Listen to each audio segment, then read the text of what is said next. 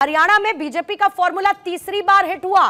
कांग्रेस को पूरी उम्मीद थी कि जीत दर्ज करेगी, लेकिन चारों खाने चित, अनएक्सपेक्टेड रिकॉर्ड बीजेपी जीत अपने नाम करती हुई हरियाणा में नजर आ रही है। लेकिन जम्मू कश्मीर में 370 के इफेक्ट के बाद विकास की बयार बहाने का वादा करने के साथ, डबल इंजन सरकार की बात करने के साथ कमल मुरझा गया है। दोनों स्टेट्स को लेकर आपका एनालिसिस समीर चौगाव का। देखिए, अगर मैं हरियाणा की ऐसी शुरुआत करता हूं तो ये एक ऐतिहासिक है। हरियाणा बनने के बाद कभी ऐसा नहीं हुआ कि किसी राजनीतिक दल को लगातार तीसरी बार सरकार बनाने का मैंडेट जनता ने दिया होगा। देखिए, 2019 में भारतीय जनता पार्टी ने सरकार बनाई थी, लेकिन दुष्यंत चौटाला के साथ मिलकर सरकार बनाई थी और एक गठबंधन की सरकार थी।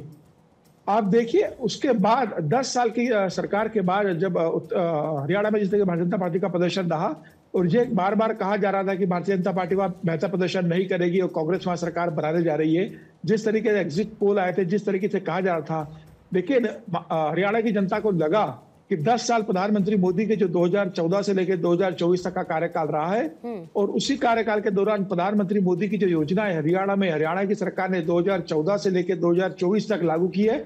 9.5 साल मनोहर लाल खट्टर के नेतृत्व में और बाकी के बचे हुए समय में 150 दिन के लिए जब नायब सिंह सैनी मुख्यमंत्री बने तो लागू की गई थी। कांग्रेस का बार बार जो नैरेटिव था 2024 के लोकसभा चुनाव में कि भारतीय जनता पार्टी आएगी तो आरक्षण को खत्म कर देगी, संविधान को खत्म कर देगी, संविधान को बदल देगी, तो वो कहा जाता है ना कि सुबह का बुला शाम को घर आ जाए तो उसे बुला नहीं कहते। 2024 के लोकसभा चुनाव में जरूर हरियाणा की जनता कांग्रेस के इस नैरेटिव में आ गई थी और 5 सीटें कांग्रेस ने और 5 सीटें भारतीय जनता पार्टी ने जीती थी। 2 आरक्षित सीटें जो थी वो दोनों भारतीय जनता पार्टी हार गई थी, लेकिन जनता को लगा कि जो प्रधानमंत्री मोदी ने 10 साल काम किया है, हरियाणा की सरकार ने जो काम किया है और जो नैरेटिव कांग्रेस ने चलाया था वह झूठा था और यही कारण रहा कि दलित और बाकी वर्ग के लोग भारतीय जनता पार्टी से शिफ्ट हो गए थे और लोकसभा विधानसभा चुनाव में वापस भारतीय जनता पार्टी के पास लौट कर आते हैं। और आप देखिए, कांग्रेस ने जो जितना जम्मू कश्मीर में और हरियाणा में मिलाकर जितनी सीटें नहीं जीती, उससे ज्यादा सीटें अकेली भारतीय जनता पार्टी ने हरियाणा के अंदर जीत ली है।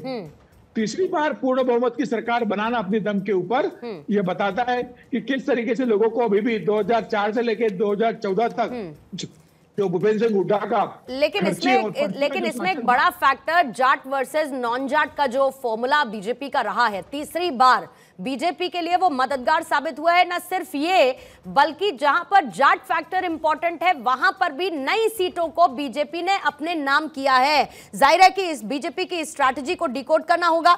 जल्दी से एक बार रामकृपाल सर आपके पास आ जाती हूं और जैसे ही राजीव जेटली जी जुड़े मुझे फौरन अपडेट कीजिएगा, फिर उसके बाद में प्रोफेसर रंजीत मिश्रा आपके पास आती हूं।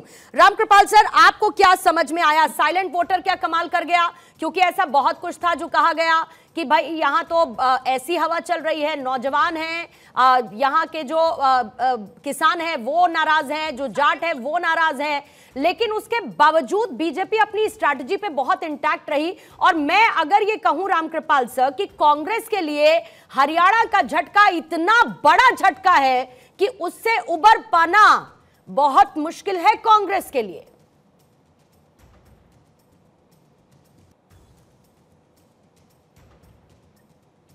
हेलो, मेरी आवाज आप तक आ रही है? आ रही है रामकृपाल सर। हेलो जी, आ रही है। एक मिनट जरा सा, मेरी आवाज मिल रही है आपको? जी बिल्कुल मिल रही है सर। मेरी आवाज मिल रही है? मिल रही है। अच्छा, देखिए, मैं हरियाणा में जो कुछ भी आज आया है, मैंने एग्जिट पोल के दिन ही एक चैनल पर कहा था कि पहली बात तो यह है कि कांग्रेस जीतने की बात नहीं कर रही, वो कह रही बीजेपी को हराना है। पहली बात तो ये। दूसरी बात, मैंने ये कहा था कि जो परसेप्शन एक बनाया जा रहा है, हमेशा क्या होता है कि समाज में जो ऊपरी तबका होता है, आप उसको अपर स्ट्रेटा कह लीजिए, जब इस तरह का परसेप्शन बनता है कि वो अपर स्ट्रेटा गोलबंद हो रहा है, तो नीचे का जो बॉटम पर है, यानी लोअर मिडिल क्लास और नीचे का, अगर खेतीहर जो खेत के मालिक लोग हैं, अगर उनकी गोलबंदी होती है, सारे जाट की गोलबंदी ऐसा किया जाता है, तो एक रिवर्स पोलराइजेशन होता है जो 95% लैंडस पीजेंट्री हो, 90%। मैंने तभी कहा था कि आप ये देख लीजिएगा। और ये जो इलिट को जोड़ करके एक परसेप्शन बनाया गया कि पहलवान और सारे जाट जो हैं वो बीजेपी को सबक सिखा देंगे, तभी मुझे लग गया था कि ये रिवर्स पोलराइजेशन अपनी जगह पे जाएगा। ठीक है सर। और इस सच्चाई को आज का रिजल्ट देख लीजिए। दूसरी बात, जो एक मुद्दा चला गया था ओबीसी और दलितों के खिलाफ, मतलब उनको भड़काने के लिए कि आरक्षण खत्म हो जाएगा, संविधान बदल देंगे, वो चल गया है उत्तर प्रदेश में।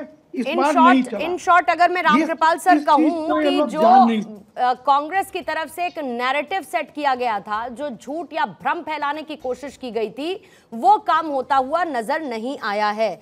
ठीक है रामकृपाल सर, बहुत बहुत शुक्रिया। मेरी जानकारी के मुताबिक आज आपके पास कम समय था, लेकिन आपने हमें ज्वाइन इन किया, थैंक यू सो मच। इसी बीच में अरविंद सिंह जी हमारे साथ जुड़ चुके हैं, बीजेपी के प्रवक्ता, और प्रोफेसर रणजीत मिश्रा जी हमारे साथ हैं, सोहित शर्मा पीडीपी के प्रवक्ता हमारे साथ जुड़ चुके हैं। सबसे पहले आना चाहूंगी रणजीत मिश्रा आपके पास, क्या हुआ, कैसे हुआ और कैसे होने दिया गया? हरियाणा एक ऐसा स्टेट था जिसको लेकर आप इतने श्योर थे कि हम जरूर जीतेंगे। आप आ जाइए जम्मू कश्मीर पर, वहां नेशनल कॉन्फ्रेंस मजबूती के साथ डटा रहा और कई सीटें अपने नाम की। हरियाणा आप हार गए, जम्मू कश्मीर में नेशनल कॉन्फ्रेंस मजबूती के साथ खड़ी है, कांग्रेस कहां रह गई दोनों स्टेट्स में सर? देखिए, पहले जम्मू कश्मीर से ही मैं शुरू करूं। जम्मू कश्मीर में भारतीय जनता पार्टी ने एक अलग तरह का प्रोपेगेंडा चलाया था कि 10 साल में उसने ये कर दिया वो कर दिया, और उनकी बुरी तरह से हार हुई। घाटी में 28 सीटें ऐसी रही जिस पर उनको उम्मीदवार नहीं मिले, जिस पर उन्होंने चुनाव नहीं लड़ा, और बात करते थे कि हमने ऐसा परिवर्तन कर दिया वैसा परिवर्तन कर दिया।